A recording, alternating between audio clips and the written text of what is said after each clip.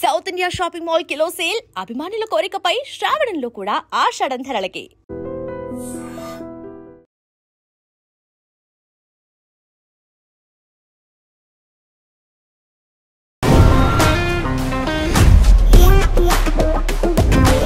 Welcome to relationship lab. నా పేరు లుంబిని. ఈ మధ్య సిద్దిపేట జిల్లాలో ఒక దారుణ ఘటన చోటు చేసుకుంది. అత్తని అల్లుడు గొడ్డలతో నరికి చంపాడు. దీని వెనుక కారణాలు ఏంటి అండ్ ఎలాంటి పరిస్థితులు అక్కడ ఏర్పడ్డాయి డిస్కస్ చేద్దాం. ఈరోజు మనతో పాటు ప్రముఖ motivational speaker and family counsellor Rajani Rama గారు ఉన్నారు. అమ్మ నమస్తే. నమస్తే. అయితే న్యూస్లో చూస్తే సిద్దిపేట జిల్లాలో అది కూడా ఒక బంజర్ ప్రాంతంలో ఇది జరిగిందనమాట. వజ్రవ అనే ఒక ఆవిడ్ని అల్లుడు గొడ్డలు తీసుకొని వెంటబడి మరీ చంపాడు. అల్లుడు వాళ్ళ తమ్ముడి సాయంతో కలిసి. అంటే అసలు ఏం జరిగింది? అల్లుడు తమ్ముడు ఇద్దరు కలిసి చంపారు. వాళ్ళ వైఫ్ మాట్లాడుతూ ఏడుస్తూ ఇంకా నాకు ఎవ్వరు లేరు అన్నట్టుగా బాధపడుతూ ఉంటే, అంటే ఎక్కడ ప్రాబ్లం అరైజ్ అయి ఉండొచ్చు, ఇది ఎక్కడి వరకు వెళ్ళింది అసలు? అంటే నాకు తెలిసింది ఏంటంటే, అతను ఏది ఈ అమ్మాయిని అడిగినా ఏది మాట్లాడాలన్నా ఆ అత్తగారు వచ్చి సమాధానం చెప్తుంది, అత్తగారు వచ్చి మాట్లాడుతుంది.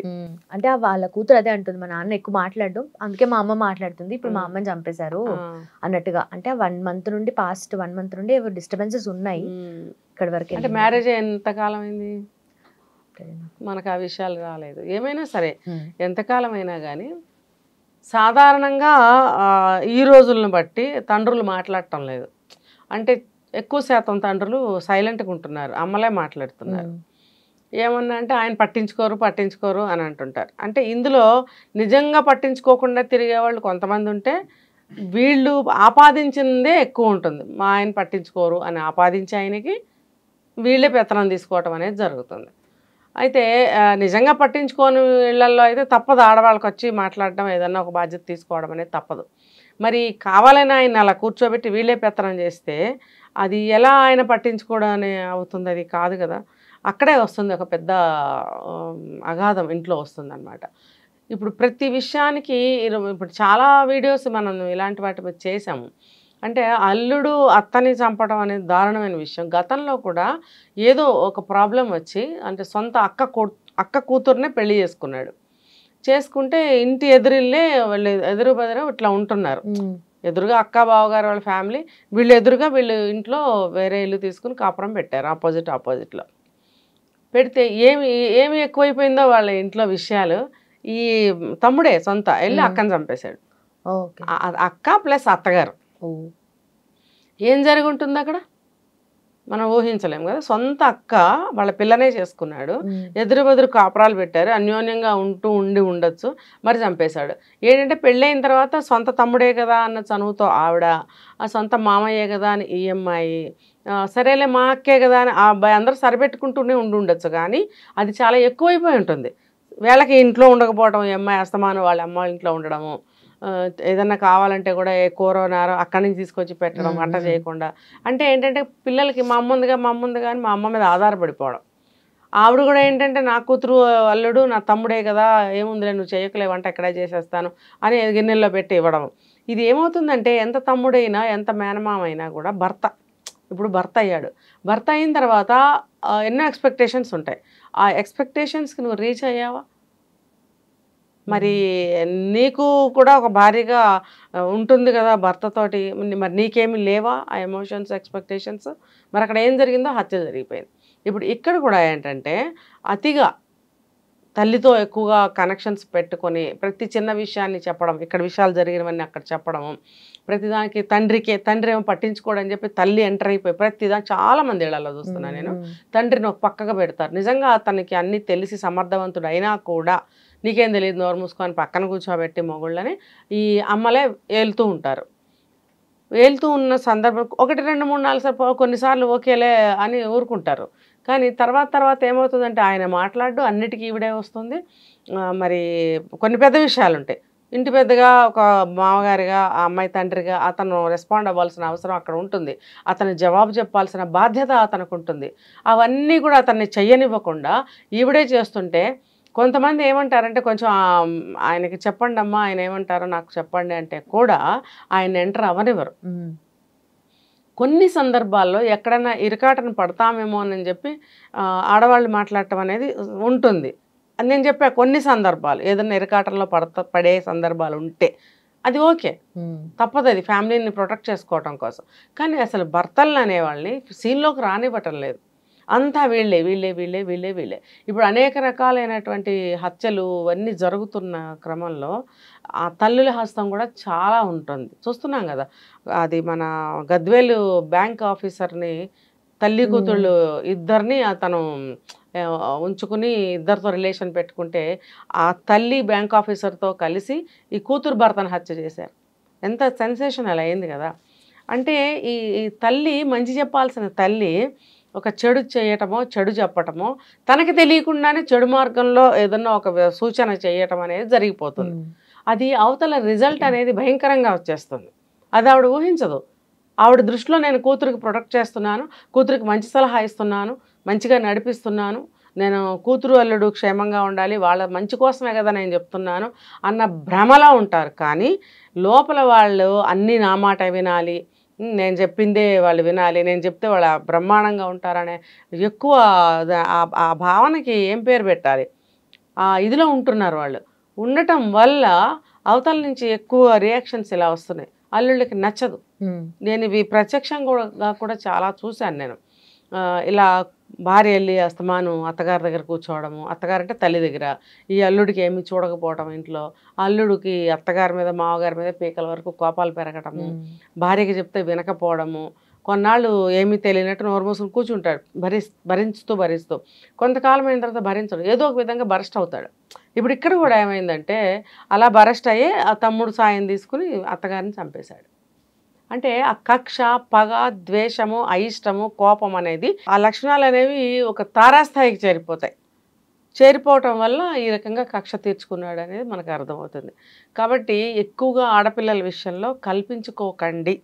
వన్స్ పెళ్లి చేసిన తర్వాత సొంత తమ్ముడు అవనివ్వండి, మేనల్లుడు అవనివ్వండి, ఎవరైనా బయట సంబంధమో ఎవరైనా కానీ పెళ్లి చేసి పంపించిన తర్వాత ఈఎంఐ నుంచి వాళ్ళకి ఎన్నో ఎక్స్పెక్టేషన్స్ ఉంటాయి, తను కూడా తనకి కొన్ని ఎక్స్పెక్టేషన్స్ ఉంటాయి. అక్కడికి వెళ్ళిన తర్వాత ఒకరికొకళ్ళు ఆ ఎక్స్పెక్టేషన్స్ని రీచ్ అవ్వగలగాలి. ఆ స్కోప్ మనం ఇవ్వటం లేదు. ఇక్కడ ప్రతి చిన్నదానికి సలహాలు ఇచ్చి పంపిస్తున్నాము. అక్కడ ఏ చిన్నదైనా తిరిగి ఫోన్లో చెప్పడము, మళ్ళీ తిరిగి సలహాలు ఇవ్వడం వల్ల అక్కడ కాపురం అనేది సెట్ అవ్వటం లేదు. అదే చెప్పినప్పుడు ఆ అమ్మాయి మాట ఒకటే వింటాం కానీ నిజంగా అక్కడ పరిస్థితి ఏంటో తెలియదు కదా. చెవులతో వినడం, ఏదో చెవులతో కదా అమ్మాయి చెప్పింది వినడమే. డైరెక్ట్గా విన్నారా మీరు? లేకపోతే కళ్ళతో చూసారా? లేదు కదా. ఏదో బయట సంబంధం అనుకోండి, తీసుకొచ్చి చేస్తారు. అబ్బాయి బాగున్నాడు, ఉద్యోగం బాగుంది, కుటుంబం బాగుంది, మాట తీరు చూస్తే కొంచెం బాగున్నాడు అనుకుని చేసేస్తాం. అంతరంగం ఏంటనేది మీకేం తెలుసు? తెలియదు కదా. అలాంటప్పుడు మీరు అబ్జర్వేషన్ అనేది చేయాలి, జాగ్రత్తగా మసులుకోవాలి. మీ అమ్మాయి కొత్త ప్లేస్కి వెళ్ళినప్పుడు వాళ్ళల్లో ఇమిడిపోయే విధంగా మీరు నేర్పించాలి. అలాగే ఆ అత్తమామలు కూడా కొత్తగా వచ్చిన అమ్మాయిని వాళ్ళల్లో కలుపుకునే ప్రయత్నం చేయాలి. చేయకపోతే ఆటోమేటిక్గా అమ్మాయి వాళ్ళ అమ్మకి చెప్పాలని చూస్తుంది. ఈ అవకాశం ఎవరిస్తున్నారు? అటు అబ్బాయి తల్లిదండ్రులు కూడా ఇస్తున్నారు. కాబట్టి వాళ్ళు కూడా తెలుసుకోవాలి. ఒక ఆడపిల్ల మన ఇంటికి వచ్చింది అంటే మనలో కలుపుకునే ప్రయత్నం మనం ఎంతవరకు చేస్తున్నాం? అసలు చేస్తున్నామా? నన్ను అడిగితే చేయట్లేదు, చాలా తక్కువ. ఇప్పుడు ఈ సమయంలో, ఈ జనరేషన్లో, ఈ కాలంలో కొంతమంది పాపం గొడవలు ఎందుకులే, కేసులు ఎందుకులే అని ముందు నుంచే కోడలను బాగా చూసుకుంటున్నారు. కానీ చాలా శాతం వరకు మాత్రం కోడలను ఇంట్లో కలుపుకోవాలనే ప్రయత్నం చేయట్లేదు, అని అనుకోవట్లేదు. మరి ఎందుకు పెళ్లి చేసి బయట నుంచి అమ్మాయిని తేవటం ఎందుకు? మీ ఇంట్లో పిల్లనే చేసుకోండి, అప్పుడు కూడా కలవలేరు మీరు. కోడలే అంటారు. చాలామంది నోట్లోంచి నేను ఈ మాట వింటున్నా, కోడలే అంటున్నారు. ఎందుకనంటే కోడలు చేసే బిహేవియర్స్ కొన్ని అలా ఉంటున్నాయి కాబట్టి బయటదే కోడలే అంటున్నారు. కానీ నిజంగా డెడికేటెడ్గా ఉన్న అమ్మాయిలకు కూడా ఆ మాటే ఆపాదిస్తున్నప్పుడు ఆ అమ్మాయికి కానీ ఆ అమ్మాయి వ్యక్తిత్వానికి కానీ చాలా దెబ్బ అని నేను చెప్తాను. కాబట్టి ఇది అందరికీ వర్తిస్తుంది. ఆ వర్తించకుండా ఉండాలి అని అంటే కొత్త కోడలు మన ఇంటికి వచ్చినప్పుడు ఆ అమ్మాయిని మనస్ఫూర్తిగా ఆహ్వానించాలి, మనలో కలుపుకోవాలి. ఇది నీ ఇల్లమ్మా, ఇది మన ఇల్లమ్మా, నీ అని అర్థపోని, ఇది మన ఇల్లమ్మా, మీ అమ్మగారింట్లో నువ్వు వెళ్ళి నీకేం కావాలో ఎలా ఏ పనులు చేస్తున్నావో ఎలా చేస్తున్నావు అలాగే ఇక్కడ కూడా ఉండు. వచ్చిందని చెప్పి మొత్తం అంతా పని ఆ అమ్మాయి మీద వేసేయద్దు. వాళ్ళ అమ్మగారింట్లో కూడా మొత్తం పని అమ్మాయి చేసిందా? చేయదు కదా. ఎవరన్నా పని మనిషి ఉంటే కొంచెం చేస్తుంది, వాళ్ళ అమ్మగారు కొంచెం చేస్తారు, వాళ్ళ అన్నయ్య నాన్న ఉంటే కూరగాయలు పట్టుకొస్తారు. ఏదో ఒక పార్ట్ ఆఫ్ వర్క్ మాత్రమే తను చేస్తుంది పుట్టింట్లో. అలాగే ఇక్కడ కూడా ఉండాలి. కొంత మీరు వయసు పైపడిన తర్వాత కోడలు మీద వేసుకుని మా అత్తగారు పెద్దవాడయ్యారు చేయలేదని తనే చేస్తుంది. ఈ లోపల మీ ప్రయత్నం మీరు ఏం చేస్తున్నారు?